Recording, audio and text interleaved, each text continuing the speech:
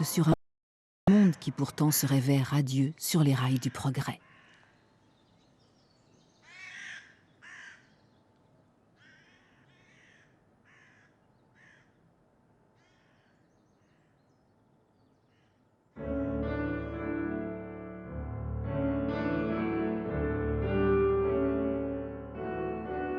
Le rêve de l'art pour tous, une histoire d'un autre temps, d'une après-guerre, celle de 1870, celle d'un Victor Prouvé témoin et acteur d'une certaine joie de vivre, forcément utopique.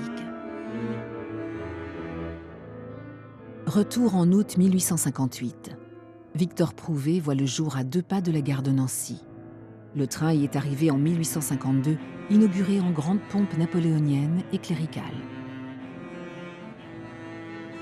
Un progrès, vecteur d'une guerre frontalière qui ne se disait pas encore.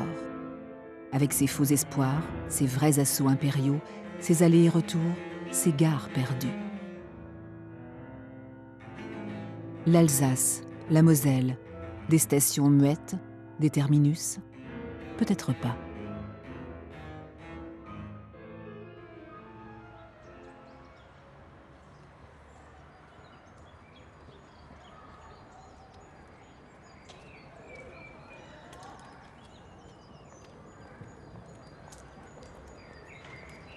La guerre de 1870 a marqué une rupture, la défaite, l'obligation pour les Alsaciens et les Lorrains de devenir allemands, ou bien d'opter pour la nationalité française, ce qui imposait de venir en France, de partir de leur lieu d'origine, Alsace complète, et la partie de Moselle occupée jusqu'à Metz. Donc à la fois, que ce soit au niveau de l'université, que ce soit au niveau des savoir-faire, etc., beaucoup de gens, les optants, viennent s'installer à Nancy, qui voient sa population doubler. 50% des industries étaient aux mains d'Alsaciens-Lorrains et 35% des commerces. Ça a été un apport énorme pour Nancy. L'Alsace est à l'origine de cette fortune de Nancy dans cette période. Donc l'industrie est en pleine expansion, le commerce marche, les entreprises de Nancy exportent jusqu'en Amérique, dans toute l'Europe. Il y a vraiment une période de prospérité.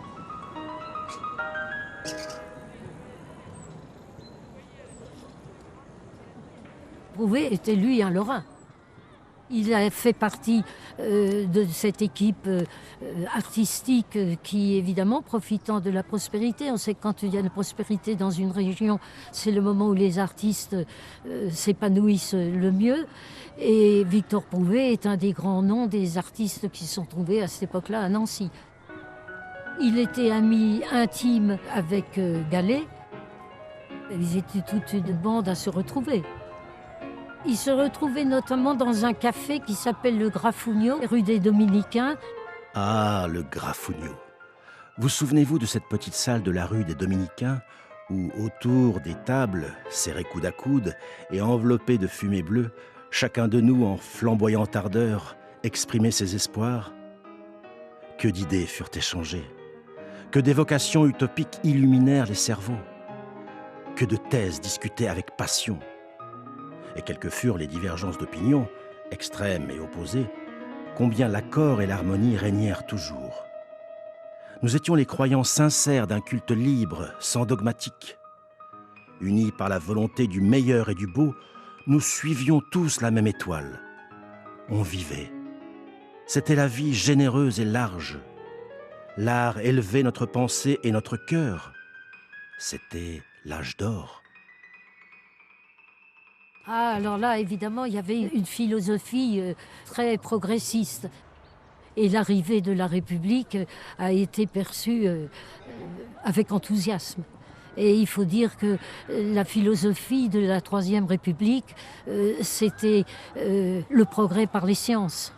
On investissait beaucoup sur la science, on pensait que le progrès allait apporter le bonheur aux hommes. Ça, pendant toute cette période, ça a été un grand moteur. Le train a tout changé. Il rapprochait Nancy de Paris en 8 heures. C'était à l'époque un succès. Avant, il y avait 36 heures de diligence. Le chemin de fer est installé entre Nancy et Paris. Donc vous avez à Nancy, au niveau de la poste, 2 levées de poste par jour. Hein, donc c'est-à-dire que tout est organisé pour que les choses aillent vite. C'est-à-dire que lorsque j'écris une lettre, le lendemain, elle est à Paris. Dans ce monde mondialisé, tout ce qui est la rapidité de l'information jusqu'à l'arrivée du téléphone, etc., est vraiment extrêmement important. Et alors on voit que ça circule énormément. Il y a comme une espèce d'internet sans internet qui s'est mis en place.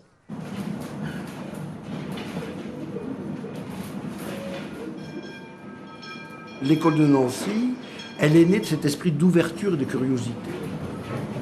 Nancy fait partie d'un mouvement international. Tout est fait au cours de cette période pour accélérer l'information.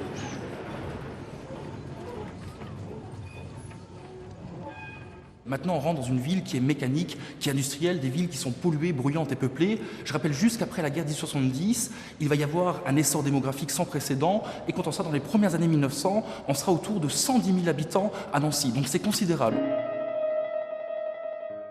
On est vraiment dans des villes maintenant qui sont polluées, bruyantes et assez peuplées. Et polluées pourquoi? Parce qu'au lendemain de la révolution industrielle va naître tout un tas d'usines aux abords des villes. Mais comme il y a cet essor démographique sans précédent, la ville augmente en taille et ces usines se retrouvent au cœur des villes. D'où cette idée où la catégorie la plus aisée va fuir le centre des villes pour s'installer aux abords des villes, dans la campagne, dans la nature. La nature a été un des thèmes fondamentaux de l'Art nouveau. Pourquoi? Parce que la nature, c'est la liberté.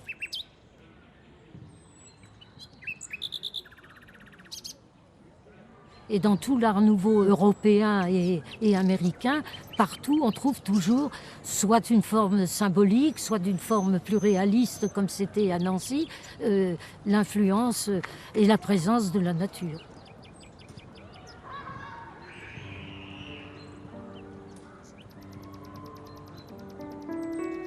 Les jardiniers au rang des maîtres, les dessinateurs coudoyant les botanistes, les herboristes, les créateurs, les ouvriers. Victor Prouvé est allé à bonne école. Une école? Des ateliers, ceux d'Émile Gallet, maître verrier, céramiste et ébéniste, entre autres. Jean Gou, le père de Victor Prouvé, y travaillait en tant que modeleur céramiste. En 1871, le petit Victor est remarqué par Émile Gallet qui lui demande de dessiner un décor pour des assiettes. Il n'a alors que 13 ans. C'est le début d'une étroite collaboration doublée d'une urgence commune, celle de l'art pour tous. Le mouvement École de Nancy peut vraiment naître. Lorsque Victor Prouvé dessine un vase pour Émile Gallet, c'est toujours en harmonie. Une harmonie sociale, engagée, respectueuse de l'autre et de la nature féconde.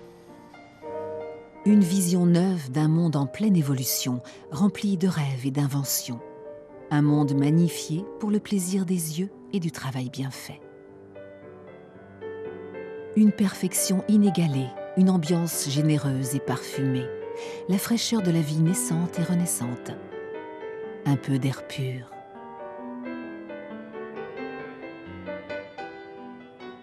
Gallet disait la nature, oui, mais en vérité, il faut un art vrai. Et lui, quand il faisait faire une œuvre dans ses ateliers, il avait un jardin à l'usine où on cultivait les fleurs. Et chaque dessinateur, quand il y avait un projet, devait le faire d'après nature. Déjà, on est dans une préécologie existante.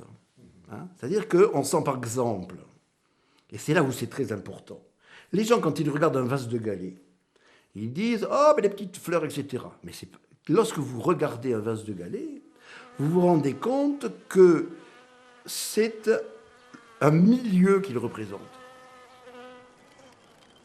Un vase de Gallet, c'est un petit peu comme une boule à neige, c'est-à-dire qu'à l'intérieur, il y a un paysage. Il y a tout le biotope qui est dans le vase.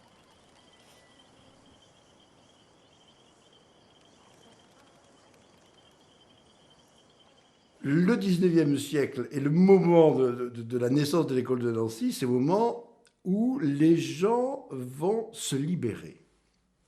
C'est-à-dire que jusqu'à présent, là où je suis bien, c'est dans un monde qui est géré par l'homme. Je suis bien dans ma maison, parce qu'elle est construite par l'homme, c'est pas une caverne. Je suis bien dans mon jardin, c'est un endroit qui est créé par l'homme. Je suis bien dans des champs agricoles, etc. Si je regarde une céramique du XVIIIe, je vais prendre des fleurs qui sont cultivées.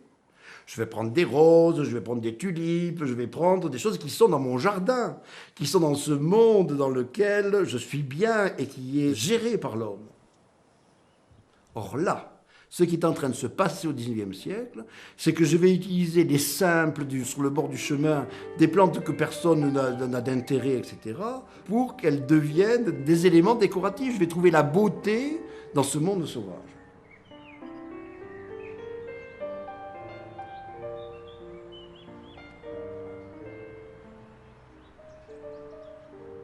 Au XIXe siècle, eh bien, je vais m'octroyer la possibilité d'aller dans des lieux qui autrefois étaient effrayants. Il y avait dans la montagne des esprits négatifs, etc., dont les gens avaient un peu la trouille d'aller dans la montagne. Parce que c'est avant que Hegel arrive et balance l'idée Dieu n'existe plus, etc. C'est-à-dire qu'avant, il y a ce carcan dans lequel l'homme se développe.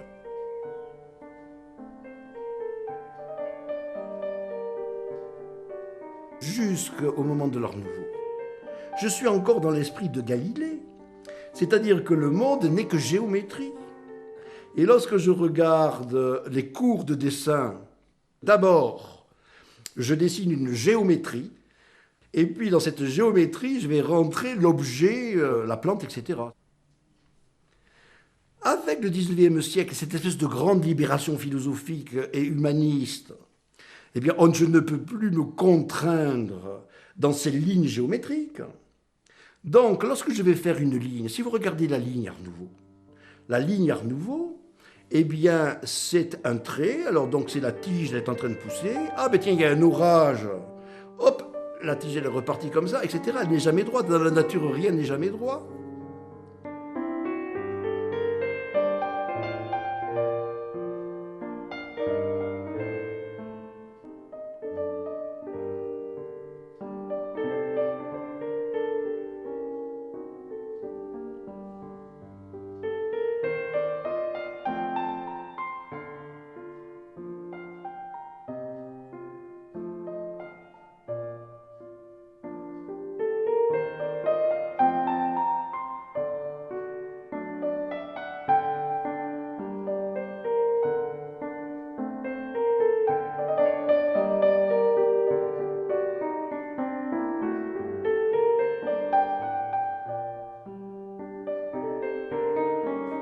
Lorsque Gallet dit « ma racine est au fond de bois », eh bien ça veut dire « ma racine est dans le monde sauvage », ce qui est tout à fait nouveau. Il pense que dans la nature, il pourra retrouver un répertoire inépuisable de formes, de décors qu'il va pouvoir appliquer dans des matières très très diverses et très très variées.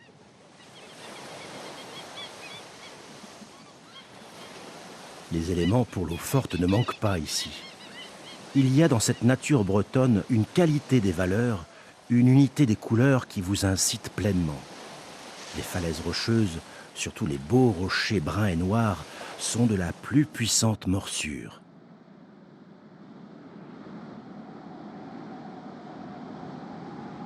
Et quand on allait en Bretagne, quand on était tout petit enfant, si vous voulez, et quand mon père y allait aussi, enfant, eh bien, ils allaient très souvent dans la famille Berger, qui avait une maison, la villa Marguerite, autant que je me souvienne, qui était sur une plage où il n'y avait pas de maison, rien du tout. C'était une merveille. Beaucoup d'artistes lorrains, ils allaient beaucoup travailler en Bretagne. Et nous, en Lorraine, on n'a pas beaucoup d'algues. Et dans l'Art Nouveau, dans les sculptures, ils ont beaucoup utilisé les algues. Et bien là, c'est les photographies de Léopold Poiret, à la demande de Victor Prouvé, qui sont réutilisées dans ses œuvres.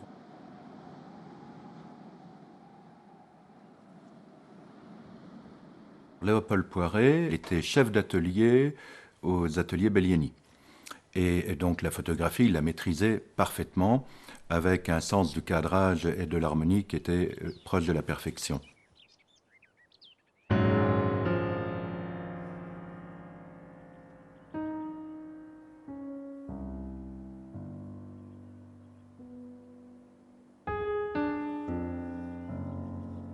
Que ce soit Victor Prouvé ou Émile Friand, ils se sont aperçus qu'ils gagnaient du temps, que le cliché photographique remplaçait très bien et très rapidement le carnet de croquis.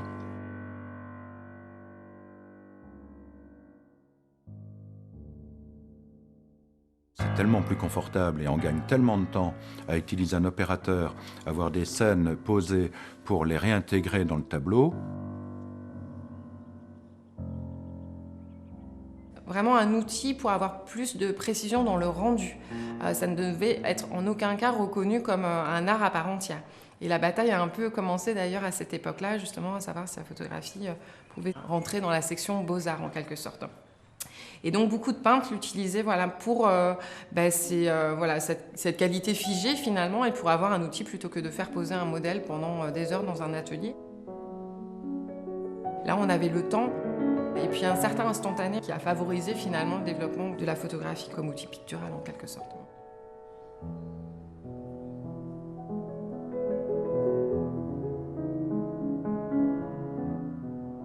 Il faudrait faire poser, on ne peut pas. Tout vous file devant le nez comme une flèche. On a vu, on a été épaté, on se souvient. Et pour préciser, c'est tout autre chose.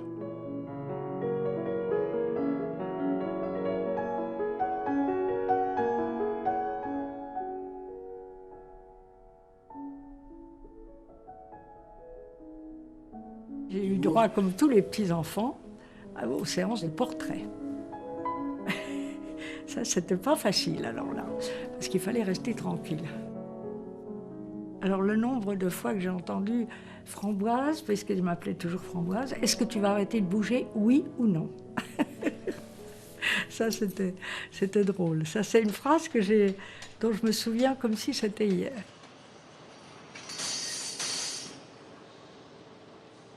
Mon grand-père était toujours dans son atelier qui était en dessous de leur appartement, un énorme atelier qui m'impressionnait énormément. Et il faisait de la gravure, il faisait de la peinture,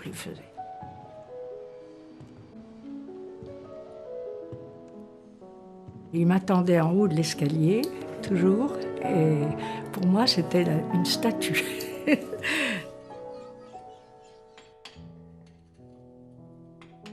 Une chose que je veux dire absolument, c'est que c'était quelqu'un de très important psychologiquement, moralement, affectueusement, enfin à tout point de vue dans la famille. Ça fait aucun doute. Il était admiré et aimé de nous tous. On était élevés là-dedans, cet amour de Victor.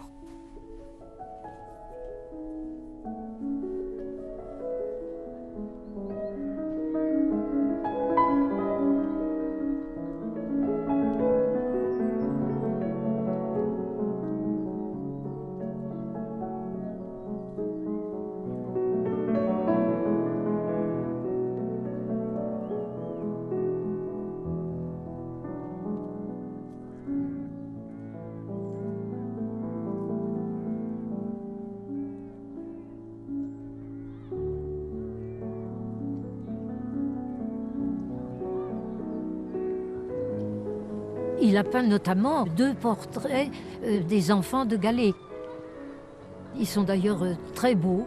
Il y a un portrait où il y a ces 3 filles, les 3 premières qui sont sous la lampe. Il y a toujours chez Victor Prouvé une lumière et une expression de tendresse. Il avait, pour ceux qui l'entouraient, une très grande affection, je pense. Et il savait exprimer la tendresse. Observez un enfant vierge de toute influence. S'il a à sa disposition du papier et un crayon, il griffonnera d'abord sans avoir d'intention bien déterminée. Puis, en sa fraîche candeur, il prétendra par des lignes incohérentes avoir représenté telle chose, telle personne, une fleur, sa maman. Voilà les dessins devenus pour lui un moyen de s'exprimer. Et quand l'âge est venu, On l'envoie à l'école. Aussitôt, son instinct charmant s'évanouit. Il ne comprend plus, son libre langage ne peut plus s'exprimer. Il apprend. L'autorité professorale en fait une victime de la formule. Cette transformation, cet arrêt de l'intelligence sont causés par une faute capitale. Le professeur impose, tandis qu'il devrait suivre en guidant.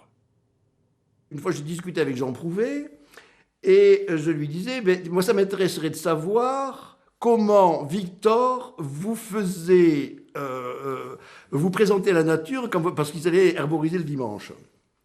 Dites-moi comment votre père vous parlait de la nature. Et donc Jean me disait, mais moi, mon père m'a appris les techniques de la structure de mes bâtiments à partir de la nature. C'est-à-dire, lorsqu'il me montrait une tige, il me disait, Jean, tu vois, cette tige, elle est solide parce qu'elle est creuse à l'intérieur. Elle serait pleine, elle serait beaucoup plus fragile. Je pense qu'elle idée, elle est dans le temps. Et puis, il y a des gens qui vont oser la prendre. Je prends par exemple la reliure, dans laquelle Prouvé a été un des maillons essentiels dans le renouvellement de la reliure au XIXe siècle. Tous les grands relieurs parisiens ont envie de sortir de cette reliure ancienne dans laquelle ils sont enfermés, mais ils ont peur de casser leur marché.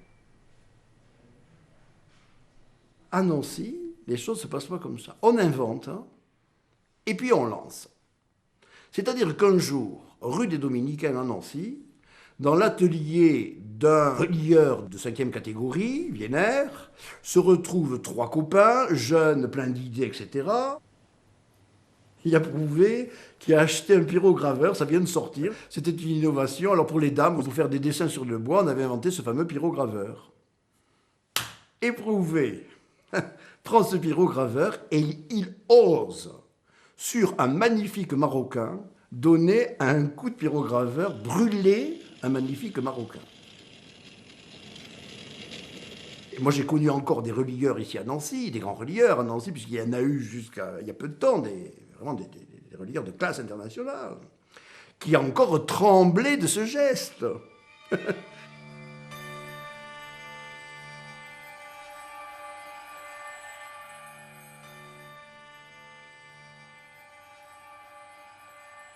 Oser faire un dessin comme une reliure de roman de gare qui venait d'être innové.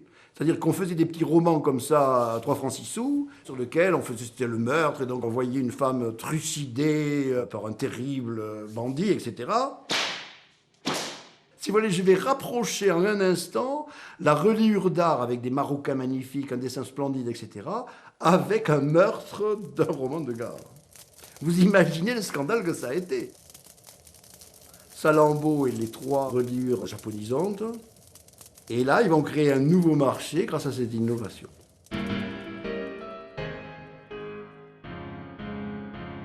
À la fin du XIXe siècle, après l'orientalisme, la mode est au japonisme. En 1889, au pays du soleil levant, Nintendo, une start-up, dirait-on aujourd'hui, profitant de la fin de la prohibition des jeux de cartes, fait le lien entre art majeur et art mineur. Un succès et un art nouveau venu d'Extrême-Orient. Une popularisation de l'art, un scandale. Alors bien sûr, cela n'est pas né de nulle part. Hokusai, le fou de dessin, le père du manga, avait déjà dès 1814 surfé sur la vague de la nature sauvage pour aller jusqu'à mêler l'art du shunga, celui de la gravure érotique, à une vision animiste du monde. Son rêve de la femme du pêcheur en est la déclinaison la plus anticonformiste. La nature sous toutes ses formes est à l'honneur. Et ce n'est pas par hasard que Takashima Okai, par amour de la botanique, vient renforcer en 1885, bien naturellement et symboliquement, les rangs des artistes de l'école de Nancy. Une influence positive pour des innovateurs bidouilleurs comme Émile Gallet et Victor Prouvé.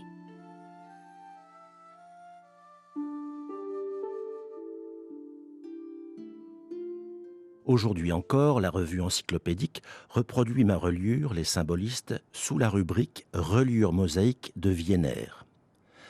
J'imagine que M. René Wiener n'a pas la prétention de se considérer et de se laisser désigner comme notre inspirateur, sous le singulier prétexte que nous avons travaillé sous son toit. En effet, entre lui et nous, il se produisit une scission en 1893, dès l'ouverture du salon, M. Wiener ayant émis la prétention de s'attribuer l'entière paternité de nos œuvres. Les symbolistes, un volume du Japon, Salambo, sont exclusivement mon œuvre. M. René Wiener n'est donc l'auteur d'aucun genre de reliure. Nous avons ouvert une voie, d'autres peuvent la suivre. Et vous voudrez bien comprendre, monsieur, le mobile très légitime qui nous pousse, Camille Martin et moi, à revendiquer aujourd'hui et à défendre notre œuvre personnelle. Gallet et Prouvé, ça marche très bien ensemble. Ils sont tout à fait dans cet esprit-là. Pourquoi Gallet se dispute-t-il avec les autres qui reprennent ses idées? C'est pas seulement parce qu'on le copie et qu'il a cette espèce d'orgueil où il veut montrer qu'il est le grand créateur et que les autres ne doivent pas l'imiter. C'est parce que lui, dans son usine, a une équipe qui lui coûte très cher, de gens qui vont innover les formes, innover les décors, etc. Et donc lorsque Dom reprend, copie, si vous voulez, toute cette partie d'investissement financier considérable, eh bien, il ne le fait pas. Donc ça met Gallet vraiment en fureur. Il dit non, mais c'est pas normal que moi j'investisse et que les autres vivent de mes investissements. Antonin Daume, le fils, quand il est revenu de Paris, il a fait ses études d'ingénieur à Paris et en revenant à Nancy dans les années 1890, il a vu ce que faisait Gallet. Et il a dit, il faut faire de la verrerie artistique. Et il l'a fait avec bonheur. Mais alors, c'était des centaines d'ouvriers. On met tout le monde un petit peu dans le même sac. Or, si vous voulez, l'école de Nancy, elle est constituée d'abord d'un innovateur, qui va être un petit peu celui qui va lancer la mode, créer la ligne, etc., qui est Émile Gallet.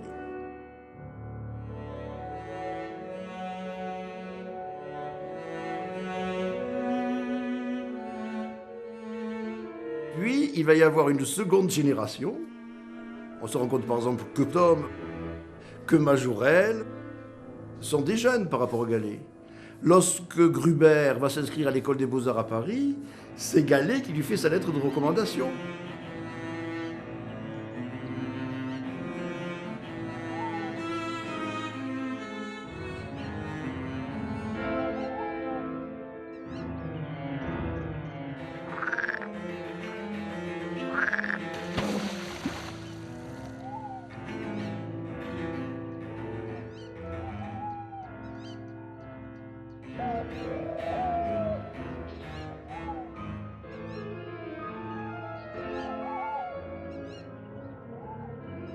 La seconde génération est dans la génération de cette espèce de développement et d'explosion industrielle. Donc obligatoirement Majorelle, Dom, etc.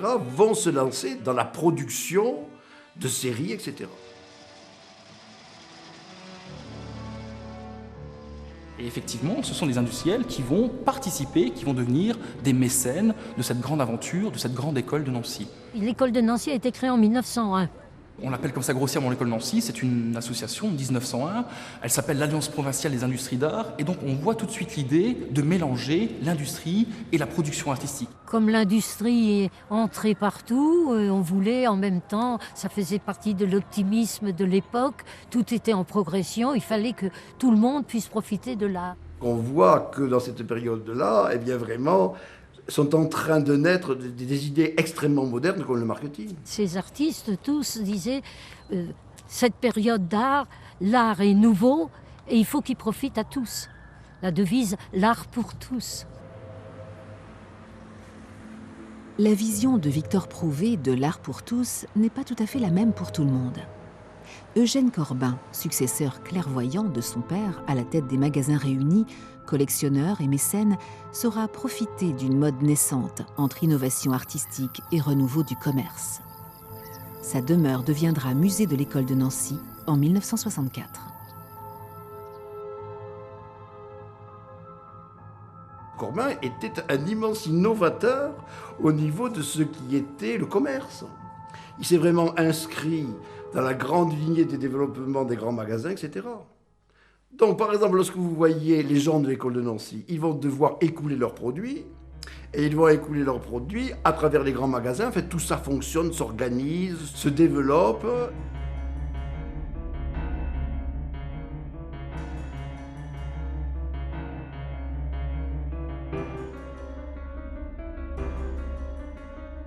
Philippe Starck, il a fait des choses à la Redoute. Majorelle, ils avaient des catalogues de vente qui sont pas loin, ou quelqu'un comme Gauthier Poinsignon a des catalogues de vente et une production qui est tout à fait moderne, dans le sens que vous pouviez regarder dans un catalogue, choisir le bois que vous désiriez, le type de sculpture que vous désiriez, et vous aviez une gamme de prix assez élevée ou assez basse selon vos moyens. Tous les petits, les Gauthier Poinsignon, tout ce monde-là, bon, ben, ils vont à la catastrophe. Hein. C'est-à-dire qu'ils font des choses qui sont devenues absolument insupportables.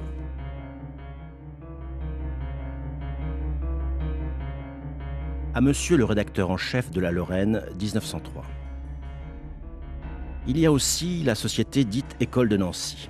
Celle-ci semble affligée d'un sommeil dangereux pour elle. Je dis dangereux parce que, créé et présenté sous de brillants auspices, son ralentissement prête à d'amères critiques. Il était très consolant de voir les industriels d'art se joindre, fraterniser, abandonnant enfin leur travers de mesquine rivalité, appelant à elle tous les chercheurs.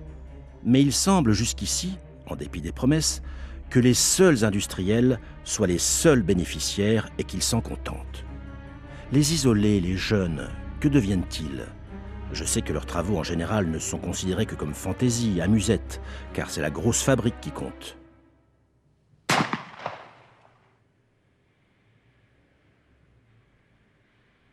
Évidemment, le regroupement des industriels vont être des financeurs de cette aventure. Parce que c'était eux qui étaient les principaux commanditaires de ces grandes constructions Art Nouveau, mais aussi le rôle d'un autre acteur, un acteur économique, des banques.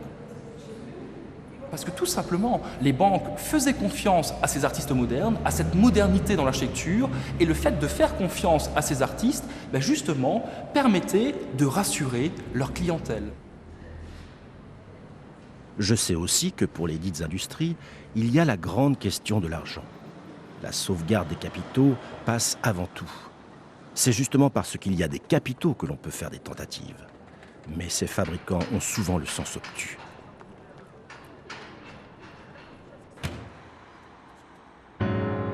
Il y avait une vitalité tout de même dans l'école de Nancy et ils ont décidé à partir de 1903 de faire une exposition à l'automne 1904. Mais malheureusement, elle a eu lieu à partir du mois d'octobre et septembre, c'est la mort de Gallet. Et on a mis un grand portrait de Gallet qui a été fait par Victor Prouvé.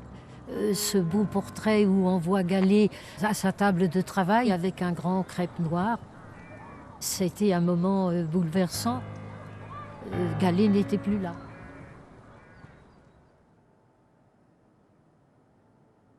Vous pouvez prendre la direction de l'école de Nancy.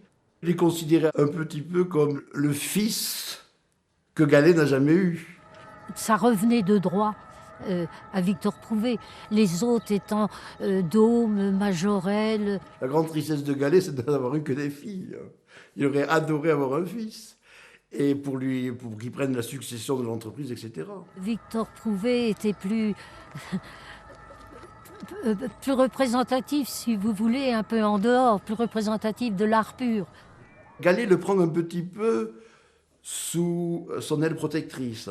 Sous son aile protectrice, à la fois parce que donc il se rend compte que se Prouvé, comme on disait, est emporté par ce désir d'humanité, d'humanisme, etc., et que c'est une fragilité pour lui dans ce monde.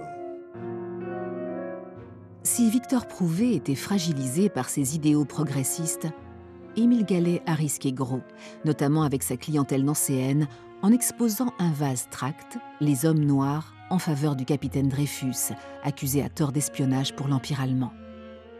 Il en a été, tout comme Émile Zola, un farouche défenseur.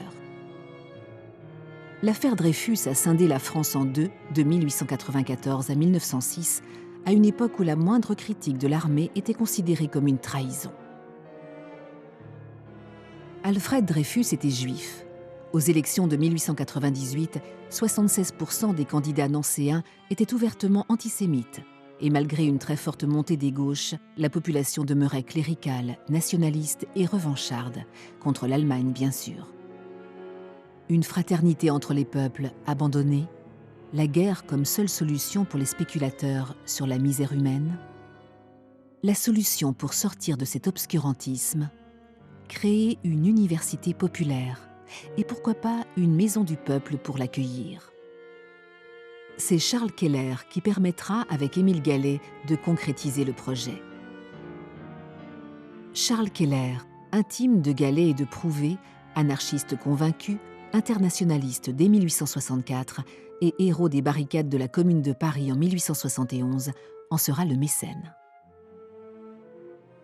L'ouvrier allait enfin pouvoir, le croyait-on, poser le marteau pour réfléchir à sa condition, s'élever par la pensée libre et l'art pour tous.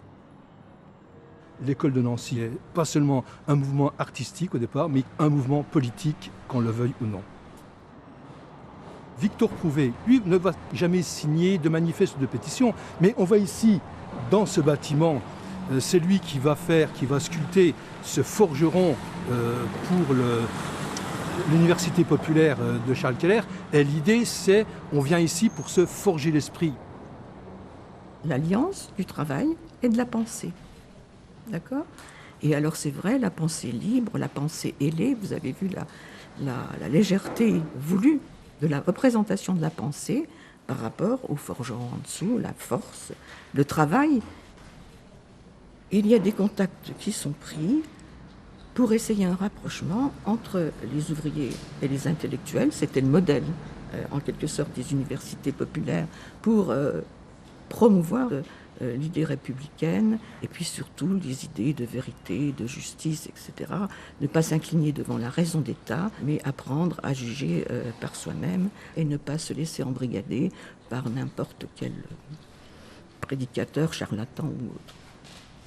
L'objectif, c'est de diffuser chez les ouvriers une sorte de catéchisme républicain.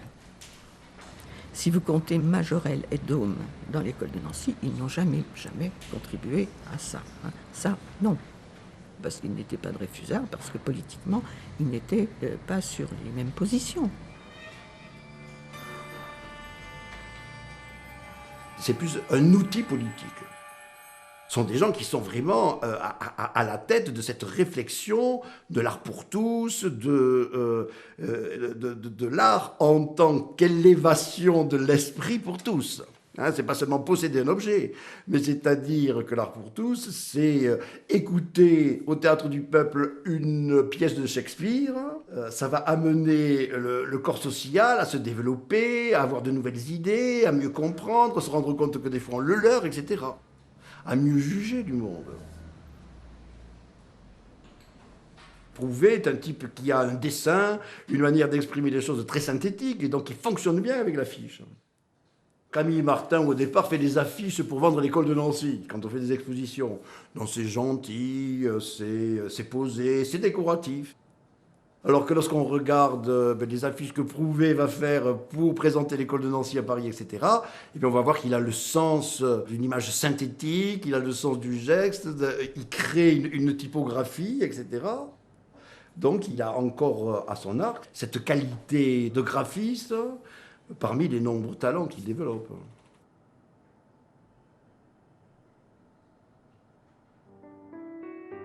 C'est le plus noble des devoirs de ne pas négliger l'enfant du peuple. Et si enfin, une bonne fois, on se disait que le savoir, l'initiation à la beauté, développe plus sûrement le respect, la bonté, la fraternité et la justice que certaines chamailleries de la politique qui le plus souvent embrouillent et faussent les cerveaux, alors l'avenir nous paraîtra plus lumineux.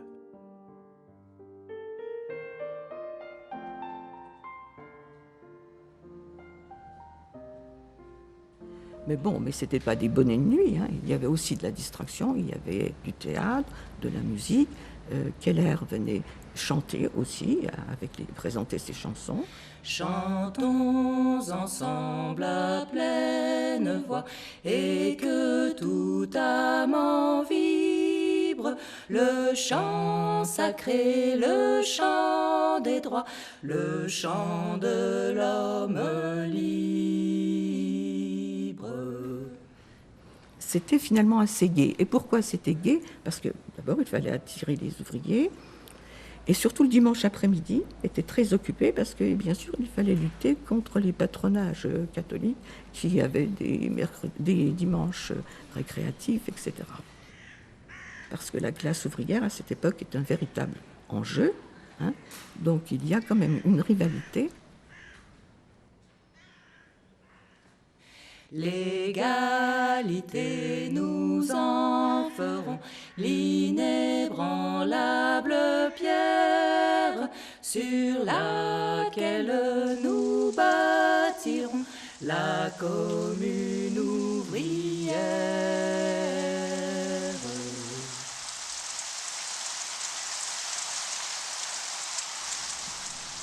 C'est assez vite dégradé. Hein.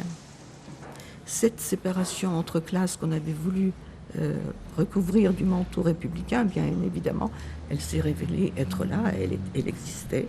Les syndicats se sont insurgés en disant qu'en fait les universités populaires étaient une création bourgeoise pour éduquer mais aussi influencer les classes populaires.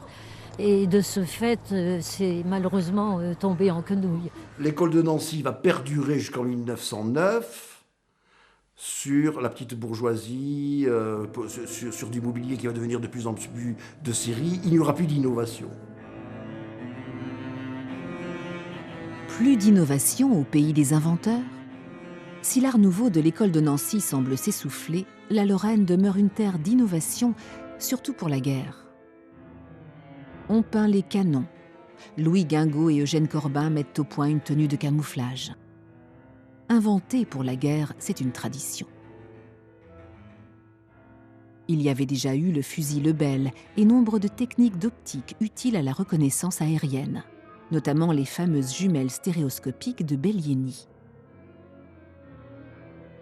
Celles-ci serviront plus pacifiquement à renforcer l'essor de la carte postale largement popularisée par Albert Bergeret, un optant nancéen.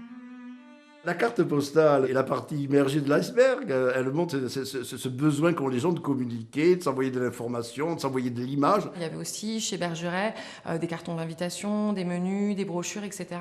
Et des artistes comme Victor Prouvé pouvaient être appelés pour illustrer ces différents documents commerciaux en quelque sorte.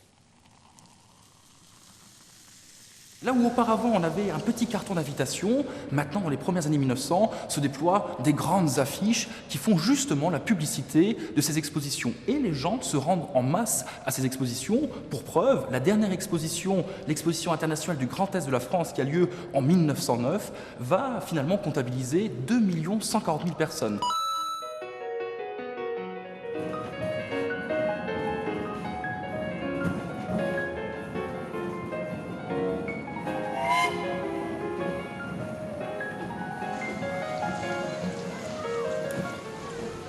L'exposition de 1909 a été vraiment le point d'orgue de toute cette période. Ce lieu est devenu meublé de petits pavillons. La grande esplanade qui se trouve à côté a reçu de grands immeubles. Le palais de l'industrie, le palais de la métallurgie, le palais de l'alimentation et un grand palais des fêtes qui recevait tout le monde.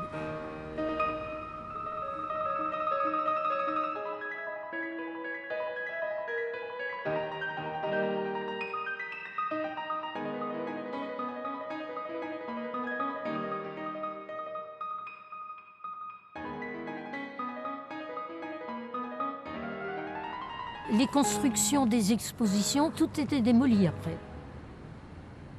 Les artistes ont toujours eu du mal à se faire entendre des autorités administratives et politiques, quelquefois. On dit souvent que c'est le chant du cygne quand même de l'école de Nancy. Évidemment, Émile Gallé est déjà mort en 1904. Mais voilà, on est en fait dans un art qui s'essouffle, qui commence à être beaucoup discrédité aussi. Pour moi, c'est fini depuis longtemps. C'est-à-dire que je pense qu'à l'école de Nancy, l'art nouveau à l'exposition de 1900 est quelque part mort. Il est quelque part, si vous voulez, on sent par exemple, alors que ce soit au niveau de ce que j'appelais les dealers, les leaders de la mode, comme Montesquieu, etc., sont passés à autre chose. C'est-à-dire qu'on a laissé tomber cet art nouveau qui commence à devenir trop peuple. Il s'est trop diversifié, on a créé trop de séries, etc. Donc ce qui est l'élite s'en sépare, et à l'exposition de 1900, on s'en sépare. On a plein de noms qui sont attachés évidemment à l'art nouveau, le style cauchemar, le style nouille, etc. On trouve ça trop sombre aussi, on a envie d'éclaircir, on a envie de pureté aussi des lignes, et c'est l'art déco qui commence à se préfigurer.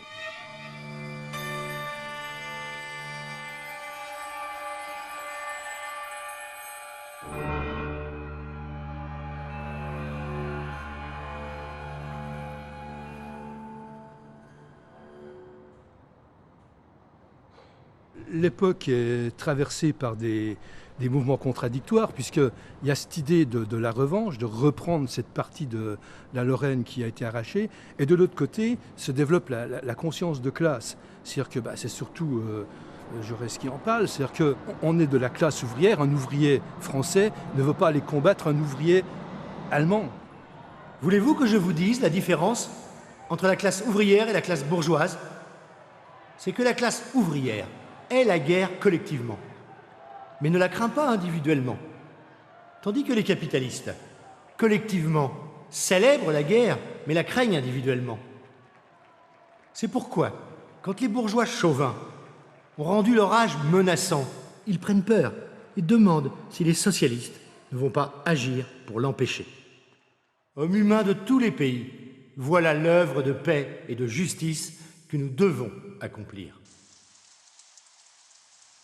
Mais s'il ne nous est pas réservé de voir la réalisation de nos rêves, préparons nos fils qui alors perpétueront la bonne parole. Et peut-être nos arrière-petits-fils auront la suprême joie de cet idéal réalisé. Déjà partout des groupes d'hommes visionnaires, aux rêves ardents et une jeunesse clairvoyante, studieuse, portent en leur cœur et leur pensée l'espoir de cet avenir. Ils regardent l'horizon, travaillent pour saluer dignement l'aurore qui éclairera une société régénérée, où tous, dans le même sentiment de fraternelle intelligence, se comprendront. Laissons végéter les cerveaux caducs, les timorés qu'effraie la pensée d'une destinée nouvelle. Mettons toute notre volonté dans une nouvelle manifestation de vie, de vérité et de beauté.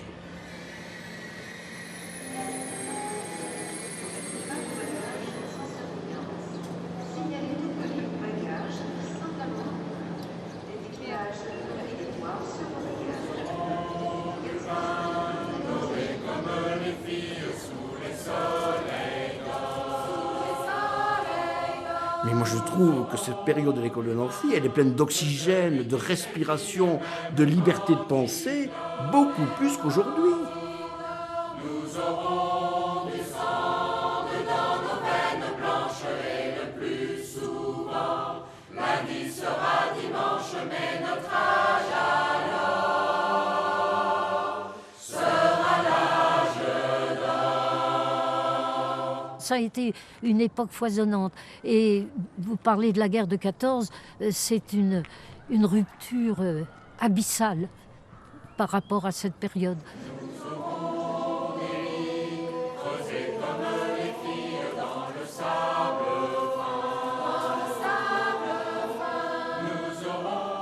La guerre de 14, ça a été vraiment une blessure considérable.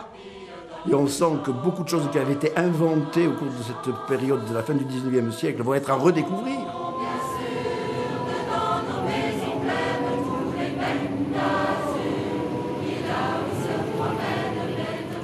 Et on peut dire, quand on parle aujourd'hui, après quand on parle de la belle époque, que ça a effectivement une signification. C'était effectivement une belle époque où, vous dites utopie, oui, mais où on pensait que c'était l'époque de tous les possibles. Nous aurons la mer à 2 pas de l'étoile, les jours de grand vent. Nous aurons l'hiver avec une cigale dans ses cheveux blancs.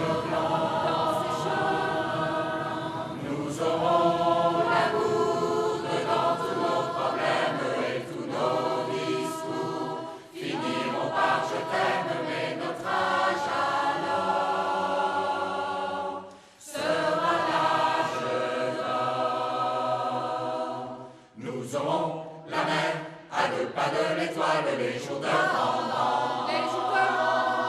Nous aurons l'hiver avec une cigale dans ses cheveux blancs.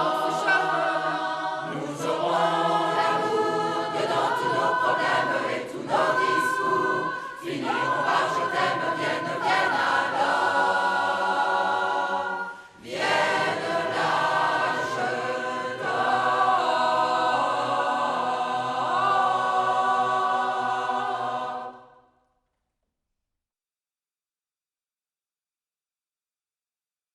Demain, votre matinée sur France 3 Lorraine.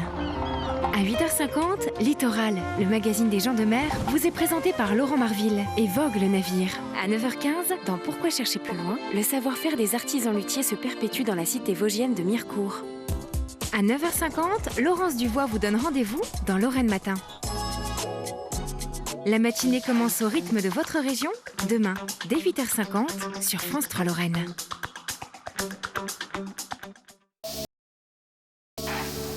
Bibi, bisou, kiss, besso, dans toutes les langues, ce mot désigne le premier contact qui parfois annonce le plus grand des amours. Libre cours, tout de suite sur France 3. Les épisodes précédents sont sur francetv+.fr. Inédit, Michel Bernier prolonge son stage sur France 3 et elle apprend vite. Et ça là, ça a été arraché. Un sens aigu de l'observation. Vous voulez interroger mon mari? Beaucoup de persévérance. Faut que je sache. Faut pas rester comme ça, j'y vais. Du flair et de l'initiative. Ce serait pas la première fois qu'un juge se fait assassiner pour un dossier sensible. Mais j'ai dit une connerie? Tout en sachant Je peux avoir mon café? rester à sa place. Vous faites pas ça juste pour être bien noté dans votre rapport de stage, hein? Un petit peu quand même. Retrouvez la plus pro des stagiaires pour une enquête inédite. Demain à 20h55 sur France 3.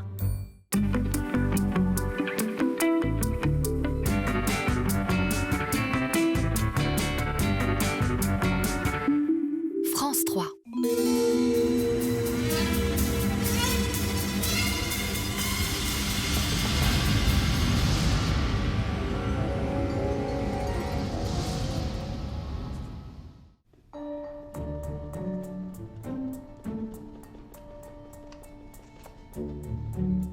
The moment I hit rock bottom wasn't when I sat in the agency's waiting room.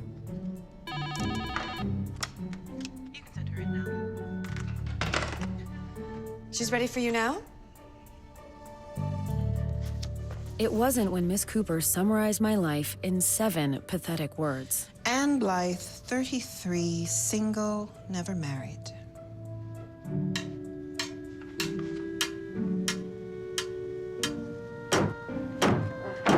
It wasn't even when I came home to find my boyfriend banging some blonde in our bed. It says here you have no references. Why would I have references for a dating service? A dating service. Oh, no, Miss Blythe. The agency is not a dating service. It is an arranged marriage service. What? That. Right there. That was the moment I hit rock bottom. The agency is an exclusive and discreet corporation dedicated to engineering. And the thing about rock bottom is it alters your perspective. Comprehensive 3-phase evaluation process. And you begin to think you do need help.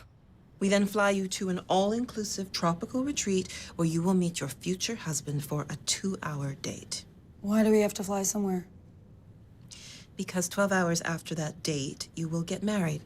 And our studies indicate that clients are more likely to get married while on vacation, away from societal pressures. So, how is next Thursday for phase 1, your psychological test? Oh, no. No, this is not for me. Sorry. Thank you, but no thank you. Oh. Well, if you have more effective options. I had options. Just ineffective ones.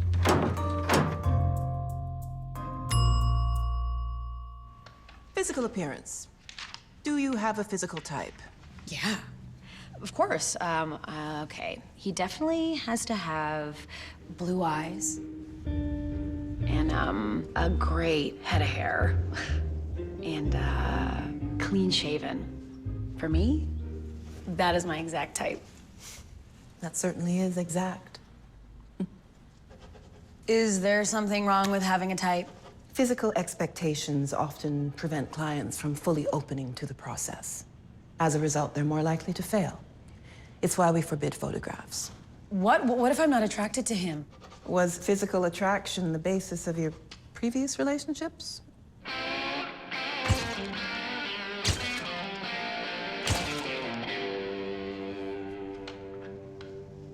Continue. So is there a refund policy if I don't like my match? And did your various ex-boyfriends give you refund policies? No. But they gave me other things, like tingles and stomach flips and like swoosh feelings. You know, where's that in your process? We have a 95% success rate for long-lasting happy marriages, Miss Blythe. What's your success rate? 0. I have a 0% success rate.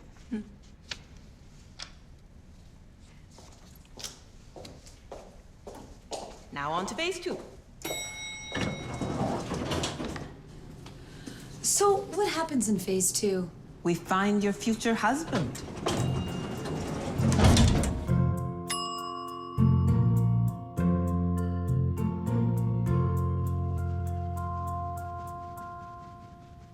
Is he in there? He is. Jack H., 34, writer, 5'10", brown hair, green eyes, never married, university educated.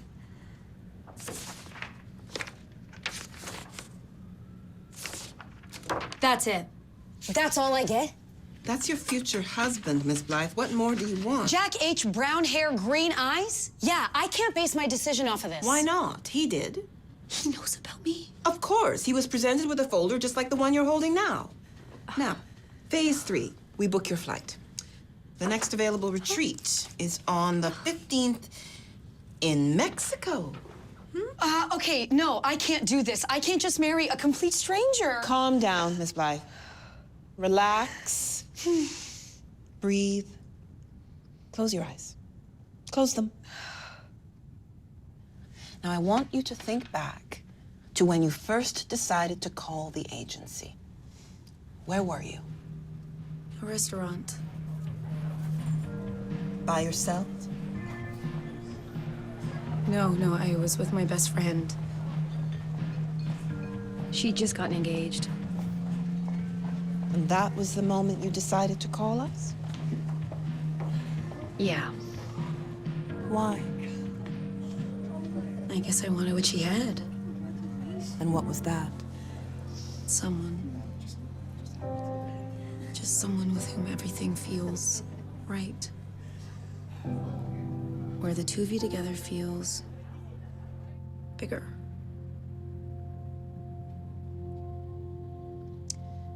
And do you still want that, Anne?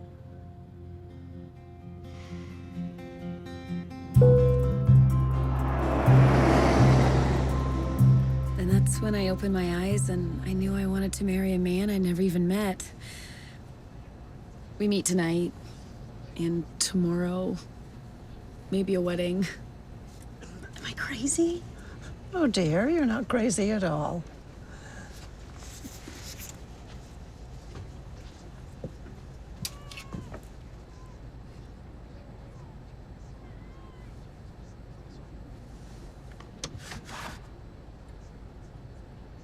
Well, if you ask me, I think that you're completely nuts.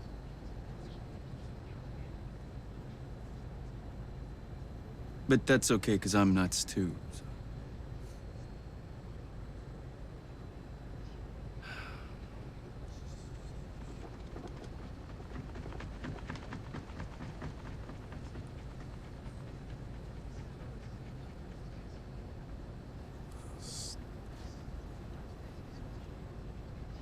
Jack?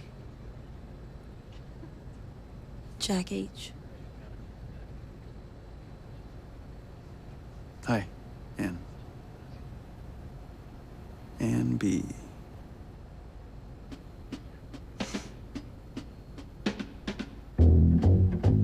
Let's fly away. Let's leave today. We'll run away into the night.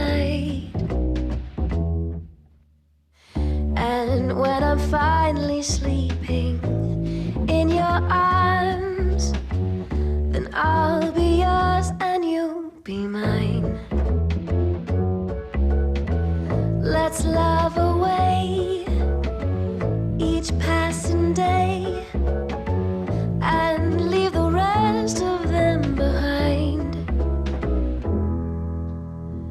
I see forever dreaming in your eyes, so I'll be yours and you'll be mine. Baby, when you're near me, I feel so young and so alive.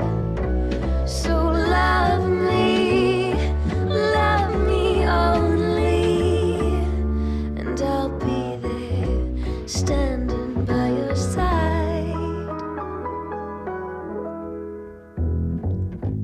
Just you and me, side